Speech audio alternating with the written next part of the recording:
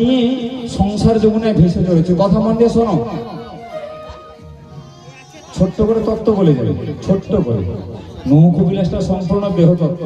নাচ আছে, গান আছে, হাসি আছে, কমেডি আছে, খেয়াল তামাশা সব কিছু আছে, কিন্তু মূল বিষয়টা ভুলে গেলে হবে না। নৌকো বিলাসটা কি, নৌকো বিলাস কেন আমরা শ্রবণ করবো, এর মূল সার্থকতা কি, আধ্যাত্মিকতা কি, তত্ত্ব কি? না দেহটা হলো নৌকা আর সংসারটা হলো যমুনা। নৌকাটা তৈরি হয়েছে জননী জঠরে, 9 মাস 10 দিন, 18 মোকাম দ্বারা দেহটা গঠিত, 24টি তত্ত্বা আর 3.5 কোটি পেরেক রয়েছে, রাধা নামের পাল রয়েছে, প্রেমের বাদান রয়েছে, তাই না? এই সম্পূর্ণ দেহতত্ত্ব নৌকা, আর কিচ্ছু নয়। তাহলে ভজন সাধনের গুণে নৌকার আয়ু বাড়ে এবং কমে। তাই এই দেহ নৌকাকে, সংসার যমুনাকে লঙ্ঘন করে ওপারে যেতে হবে। কারণ বলি, যদি ওপারে যাবো কেন, ওপারে যাবো কেন? না আরে বাবা, ওপার থেকে তো এসেছি, তাই না? ওপার থেকে এপারে এসেছি, দিন কয়েকের কাজকর্ম অভিনয় হয়ে গেল।